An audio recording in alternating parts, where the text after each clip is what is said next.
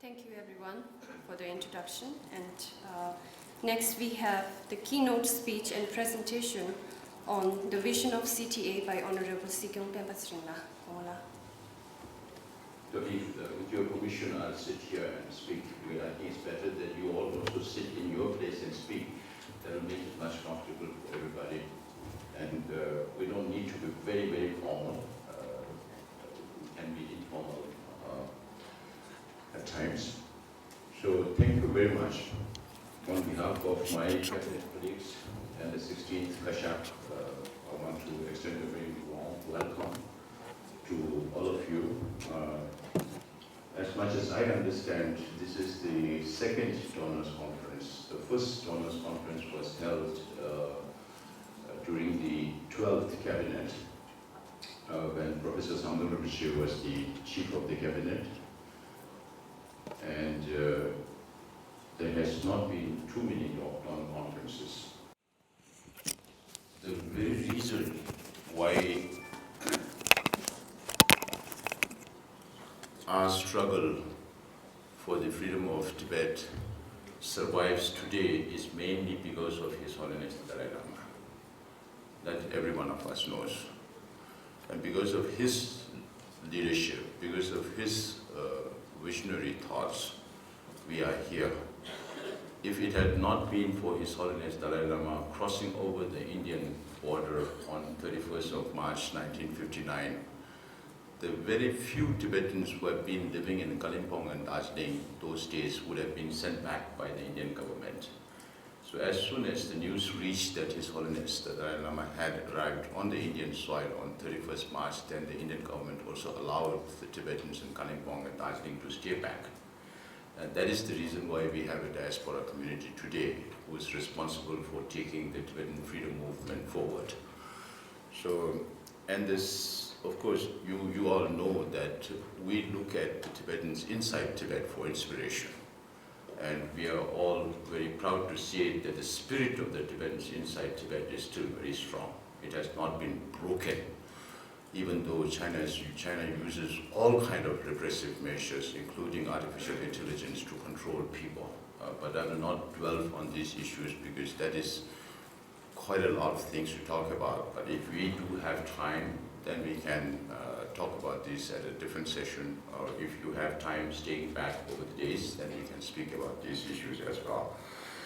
But today, and then you also know that the Tibetans inside Tibet look at His Holiness the Dalai Lama and the Central Tibetan Administration for inspiration and encouragement for them to carry forward their movement inside Tibet. So it's a reciprocity of inspirations by Tibetans inside to the Tibetans outside, and His Holiness and the Central Tibetan Administration, the Tibetans in exile, encouraging the Tibetans inside to carry forward the movement. And one of the reasons is, of course, without financial support, this movement could not have gone as ahead as it has gone. So it's thanks to, more particularly, the government of India and its people, because the Indian government has been very, very supportive from the time that we came into exile till now, in the last 64, 65 years. And it's because of India's support, Indian government support and cooperation, that we have managed to establish all our democratic institutions in exile. And we are also thankful to the United States government, who is our second largest donor, for supporting us in building our resilience and self-reliance. And the amount of support that is coming from the United States has been very, very instrumental in taking forward the Tibetan diaspora community in the manner it should be taken. And we are still working on a lot of other programs, and Poonam and Mark are here to represent, and Tibet Fund and the National Democratic Institutes are agents of US AID, so they are also represented here, but the main work of USAID will be represented by Poonam and Mark at this conference. And there are very few of you. I haven't met the OISCA team physically, and our friend from Denmark, but otherwise I think I've met all of you once or more in my travels around the world, or if you're doing your visits here to Dharamsala. So I will today focus a little bit on the vision paper that the 16th Cabinet has developed with support from NDI. And this will, I think, give you a much more broader idea of how the Cabinet of the Central Tibetan Administration intends to move forward. And this is a living document. So this will change as we accomplish our goals, and then our goals objectives will also keep changing as time goes. So this vision paper was released on 10th of April this year, and this, I think, is the first of its kind since we came into exile. We have not been able to go too much into detail about every single programs that we want to do, because otherwise it becomes too voluminous. So we have restricted it to a readable limit for people who can go through this document and understand what or which direction the Central Tibetan Administration intends to go. So, slide much. Yeah. When I stood for election last time in 2021, we worked on these three premises: equitable justice. So after the 16th Cabinet came into being, we focused on collecting the needs of the community. All the needs, are not just catering to people who come to your office and ask for certain help. So we looked at the overall need of the community so that we can deliver our services equitably to everybody who needs that service. Then the second was cooperative effort. So this meeting is also part of our cooperative effort. So it's not just cooperative effort within the Tibetan community in exile and the Tibetans inside, but it's also a cooperation between Tibetans and non-Tibetans who are supporting us, and who has been supporting us for many decades. Then we never intend to now step back. So whatever we do, we set our objectives, and if it takes 100 steps to reach there, even if we are able to take only 2-3 steps, we have to go in the right direction, and that is our intention. So there is no space of moving back to where we are, so be where we were. So now all our intention and all our programs are designed to move forward. So these are the three basic premises on which I stood my election and then got elected. It's just a matter of fact that last election there was pandemic, and I didn't go out of my house, so we had online campaign. And this was a new development in our democratic process. So in this paper you will also find as to why Tibet matters. I will not go too deep into this because the situation, international situation is still very fluid. A lot of things are developing. All of us are aware of the dynamics that are happening. But we focus this on 3 issues. One is the geostrategic importance of Tibet. So historically, Tibet has been a buffer between the 2 most populous nations in the world, China and India. And there has never ever been a war between China and Tibet because there was always Tibet as a buffer. And many people think Tibet is very small, but it's 2.5 million square kilometers. I was saying last time, 18 times the size of Japan, 10 times the size of UK. So Tibet is very big. So because of its size and geographic conditions, Tibet has always played the role of a buffer between India and China. And now we intend to play the role of a bridge between India and China to build better relations if the Sino-Tibet conflict gets resolved. So the second importance of Tibet is the cultural importance. Now when the whole world is ridden with violence, the message of the Buddha, which is transmitted by His Holiness the Dalai Lama all over the world, which is an ancient wisdom of India, we are proud to call ourselves a repository of one part of ancient Indian wisdom, which is still very, very relevant today. So this message is very important, and it's ingrained in the Tibetan culture, Tibetan Buddhist culture. Then the third importance of Tibet is the environmental importance of Tibet. I'm sure since you have been supporting Tibet for very long, you will know how important Tibet's plateau is for the whole region, not only for Tibet, but for all the neighboring countries around Tibet. Because the 10 major rivers that originate from Tibet and goes into Pakistan, let's say Indus. And Indus river originates from Tibet, goes into India and then into Pakistan. And Indus is the foundation of, or the Indus Valley civilization. And the two major rivers of China, Yellow and the Yangtze, without which China cannot survive, also originate from Tibet. And we have witnessed severe consequences of climate changes on the Yangtze last year when it dried up by 50% and there was no navigation and hydroelectricity production. So other rivers that flow into Nepal, into India, like the Brahmaputra, that comes into Arunachal Pradesh, Assam, and into Bangladesh. Rivers that go into Burma, like the Irrawaddy and the Salvi. The rivers that go into Burma, Laos, Cambodia, Vietnam, and Thailand, like Mekong. So all these rivers originate from Tibet, and some estimate that 1.8 billion people in the downstream countries have something or the other to do with rivers that originate from Tibet.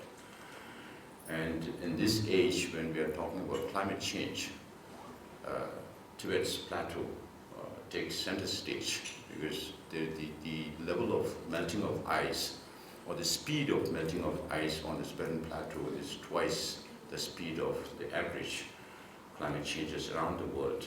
And some scientists say that the speed of climate change on the Arctics, on the poles, is 3 times than the normal, and Tibet is 2 times.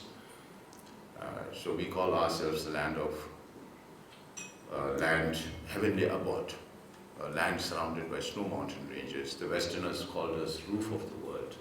Asians call it the water tower of Asia. The Chinese scientists today call Tibet as the 3rd pole, because Tibet has the largest amount of glaciers and permafrost that feeds all these major rivers. So it's so very important. We are not only talking about security of Tibet's environment in relation to flora and fauna and other things on Tibet, but also about food security.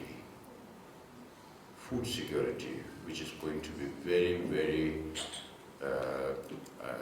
sensitive issue in the years to come. So sometimes when I speak to the public, I tell them, today we are political refugees, but if you don't care for Tibet's environment, you might have so many environmental refugees in the future, because a lot of downstream countries are already suffering. So these are the strategic importance, why Tibet matters to the world, not only for the Tibetans. And then, of course, there are so many issues that are happening inside Tibet, where Chinese government is becoming more and more stringent in their efforts in controlling not just the Tibetan population, or the nationalities, but also the Uyghurs or the East Turkestan. I don't like to call them Xinjiang, but that is the Chinese name for East Turkestan. And in the last conference of the Tibet Academy in Beijing, the only thing they could come out was to name Xizang for Tibet. Because people, they tried to use that for many years, but they didn't succeed, because not many people know what Xizang means. So China's signification starts from the names of places, names of countries. So you can imagine the level of signification by the Chinese government to turn everything Tibetan into Chinese. So another few years down from now, if we look at Google map, we will not be able to find out which place is what, because it's all in Chinese names. And they have also done that same thing with the new map that have come out a few days ago, by including Jammu Kashmir, Siachen, Arunachal Pradesh, Taiwan, and the whole of South China Sea by the Chinese government. So you can imagine the level of Chinese hegemonic aspirations in the region. Then, I will not spend too much time on the severity of the situation inside Tibet. It's unimaginable.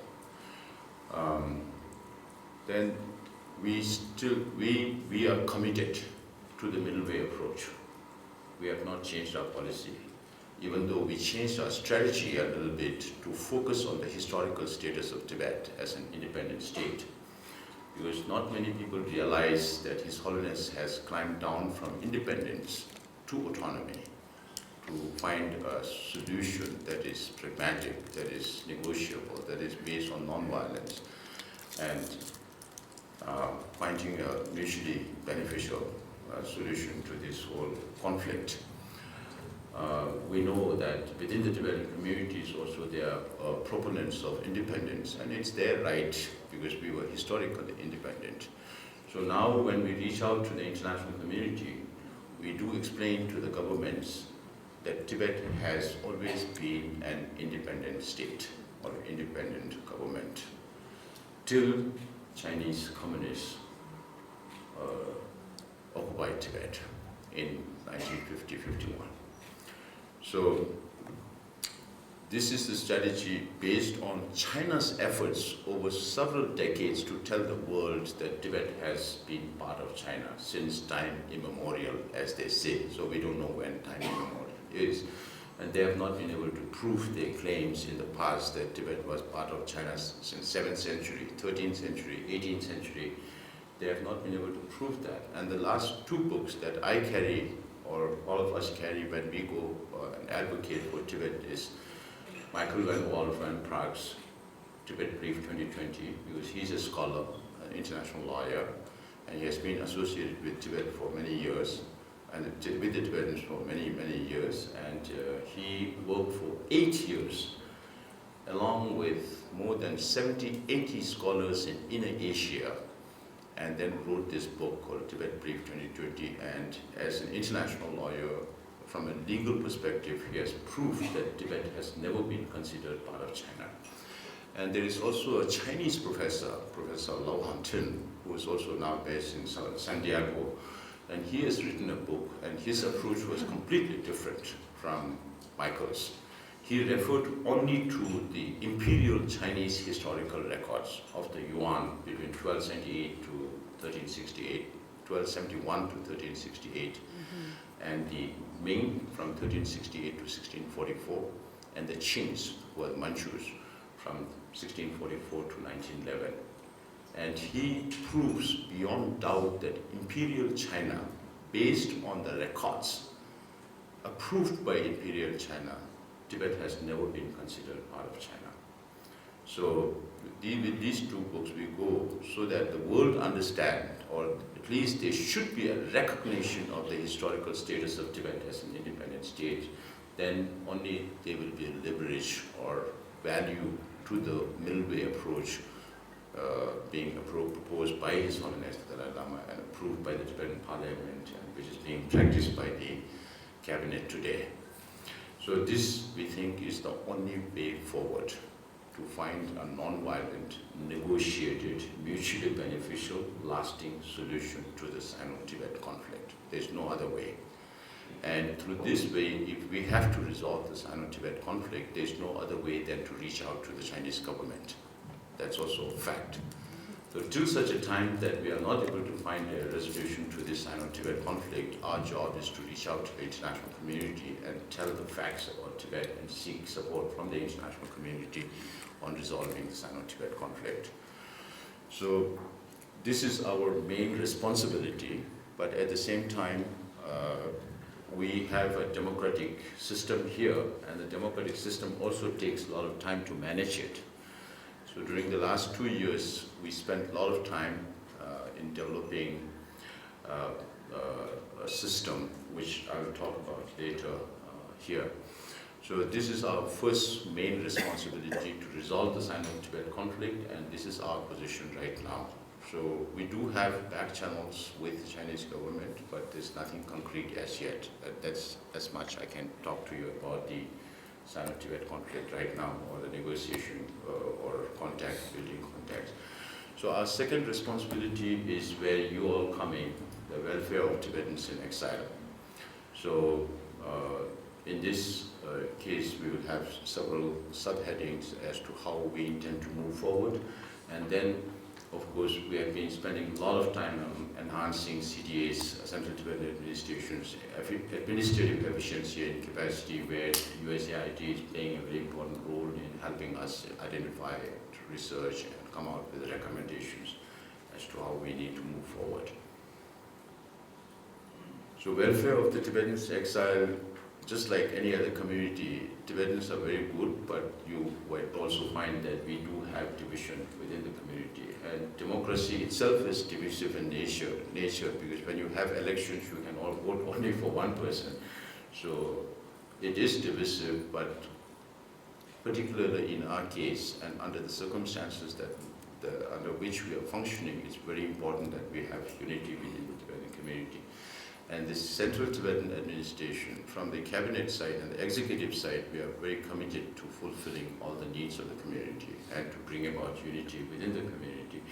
And we are committed. I have been telling my ministers, my colleagues, that we should spend 95% of our time on work. And maybe 5% we may have to spend here and there to listen to what people are saying and respond to all those. Because politics will never end. It will always be there till the end of this world, or till everybody gains enlightenment. Its difference is only the pervasiveness and the intensity of the politics at that time. But anything that we do as projects for the departments is measurable. It's something that we can fix, objectives that we can fix, something that we can achieve within that limited period. And people will measure us only from what we did, not from the amount of politics we played. So we are focused, all of us are very focused on delivering the services to the community. Then preservation and promotion of Tibet's unique identity. That is very equivalent to the political activities. It's two sides of our struggle. So one is the political struggle, where we have to reach out to the international community, where we have to reach out to the Chinese government. But on the other hand, what is so special about the Tibetans is its unique identity. So its language. Many people believe Tibetan language must have come from China because it's under China's occupation now. It's not. It came from India. Tibetan religion also came from India. So the unique identity of Tibetans in the form of language and its culture must be preserved. And we have been, under the leadership of His Holiness Dalai Lama, over the last 64 years, we have been able to establish most of the religious institutions and cultural institutions that were destroyed by China inside Tibet. Then we have to create an inclusive community. So all the projects that we will design from now on will involve women matrix or child matrix in that as beneficiaries. And then the inclusive, even though it's not very acute problem within the Tibetan community, but we do have a certain number of LBGQD +2, now it's becoming longer and longer. So all the communities, whether it's normal people or people with physically challenged or mentally challenged issues, so everybody has to be part of the community, and we have to. And then right now, one of the challenges for us is also the dispersal of the Tibetan community from India and Nepal to other countries. So Tibetans are spreading out more and more, but physically we become more distant, but we have to make sure that mentally we are close together, wherever we are. And then we have to create sustainable economic opportunities for the Tibetans. One of the reasons why the communities are getting dispersed is also because of the fact that we were not able to provide the economic opportunities or job opportunities for the Tibetans, because most of the Tibetan settlements are in rural Indian villages and towns. So the job opportunities is definitely a challenge, but we'll definitely work more in our next phase towards promoting small and medium-scale industries. And also, we are thinking about a lot of programs on improving tourism and promoting tourism, because that is one area that can have potential for bringing in more livelihood opportunities for the Tibetans in the diaspora community. Then the last part is enhancing CTA's administrative efficiency and capacity. Unfortunately, so far, the Central Tibetan Administration has never focused much on database. So we don't have a really good database, a database that can be used for many years to come. There were databases, but they are not compatible again, are not inconsistent with each other. So now we have to develop a good database. And if you ask Tibetans normally, they would say how many, they would say many. How many, they don't know. Or they would say too little, or how little, they don't know. So now we are focusing on numbers. So since the 16th cabinet has focused on numbers, everywhere I myself or my colleagues or the leaders from the administration travel to the settlements, now everybody speaks about numbers. That we have that many acres of land, we have that many people, that many monks, school children and all that. So we are focusing on numbers because we want to reach a stage where we will set policies and programs based on numbers, so that even if it's not, even if it's not 100% scientific, but at least it will be a rational decision that the Central Tibetan administration can take in our future policies and programs. Then we have, over the last 2 years, the cabinet, we spent most of our time in amending the existing guidelines of the administration and the rules and regulations of the Central Tibetan administration. So there are some areas where we have to change the rules, some areas that we have to do within ourselves. So we are also into a lot of restructuring of the departments, focusing on delivery of services. So the departments will focus more on delivery of services, maintaining transparency of all the work that we do, and identifying new needs. So once the departments identify the new needs, then it will be included in the budget for the following year.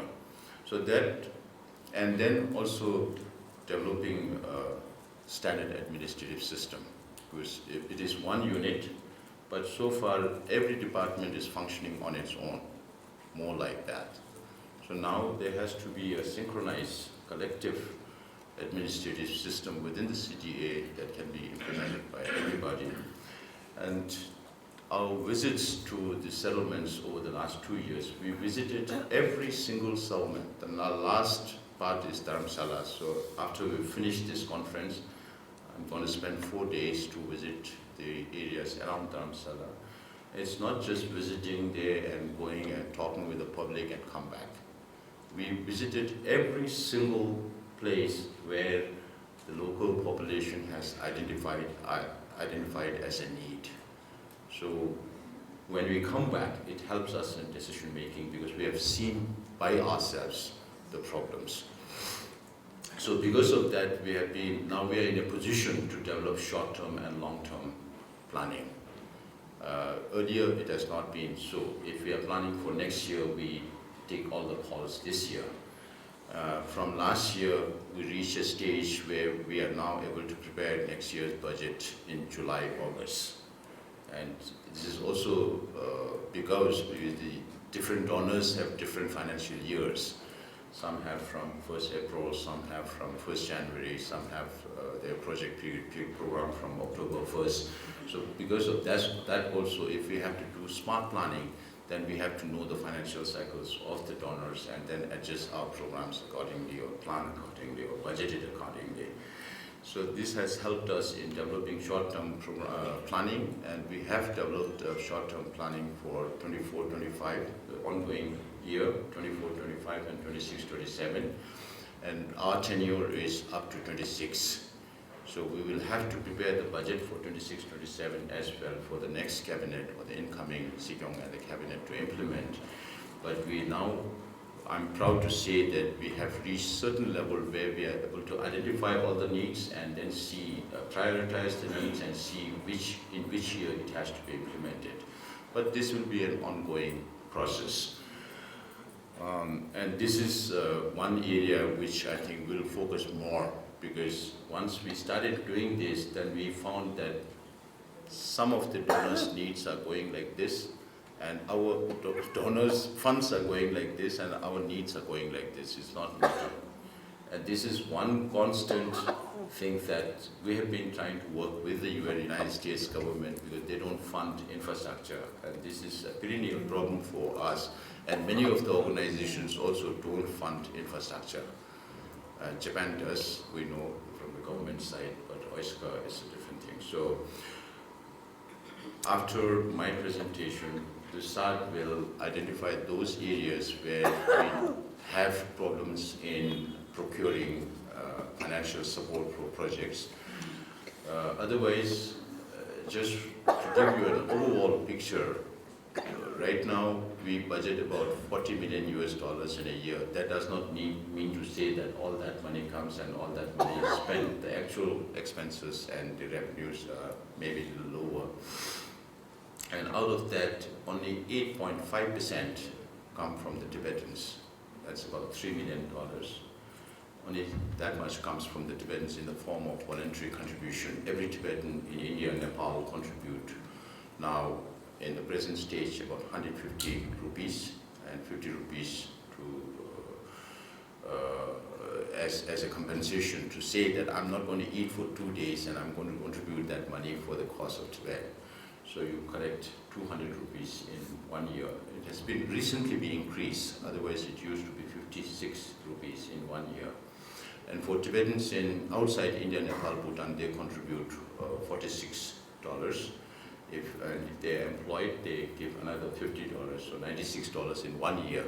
So all that together, and then this Central Tibetan Administration staff and people who work in public offices, they all contribute 2% or 4% of the gross or net salary, whichever is higher. So all that comes to about $3 million, and the rest comes from governments, Indian government, from the United States government. And we also have representation from other governments, but who fund through non-governmental organizations. And as you can see here in this conference, I think you are represented by more than 20 different organizations. Earlier, we used to have about 50, 60 different organizations. Of course, some members could not come for this conference, but certain number have come down. So the priorities of organizations are also changing, their structures are also changing, and some don't exist. So I'm very glad that through this meeting, if we can understand your objectives, your capacity, and also your concerns when you support CTA. If you have any concerns about utilization of funds or any other matters, we would be very happy to listen to that so that we can make improvisation at our end. Then we also have, initially we thought that we will honor you with a small presentation present here at this conference, but the cabinet decided that since you are all very important, have been there for the cause of Tibet for so many years, it would be more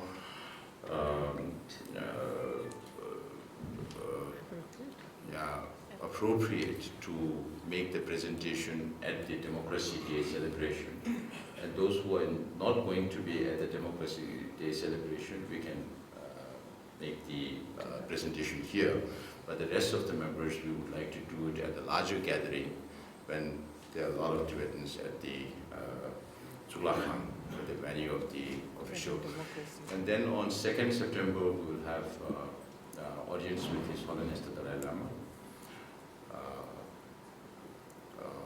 On 2nd September, on 31st night, tonight, there will be dinner by the departments, because every department, they say we need time to offer to our donors, but then it's not possible. We have only 2 days. So tonight is the only night where the departments will be involved in hosting a dinner for you. And tomorrow night we will have a cultural program. As you may know, there was a lot of rain in Himachal Pradesh and a lot of people died. And because of that, the Himachal Chief Minister also has been asking people not to celebrate. It is not a moment for celebration, it's a moment for grievance and to show our solidarity with the people people of Himachal Pradesh and the state government of Himachal Pradesh, we also don't want to organize any cultural program on Democracy Day, which we normally organize because it's a joyous occasion for us, establishment of democratic governance in exile. So instead of that, we will have a cultural program, because since you have come from so far, so we'll have a cultural program for our delegates on the first night. So where you will be exposed to Tibetan. I'm sure many of you must have already seen or witnessed Tibetan cultural programs, but it's an opportunity for us to showcase this not as a matter of celebration. So we are not inviting any other except the delegates here. And on the second, you will find that there is no joyous dance and cultural programs. So with this, I want to thank you again for your participation, and on behalf of the Cabinet, on behalf of all the CTA staff and the CTA institutions, even the so the Supreme Justice Commission,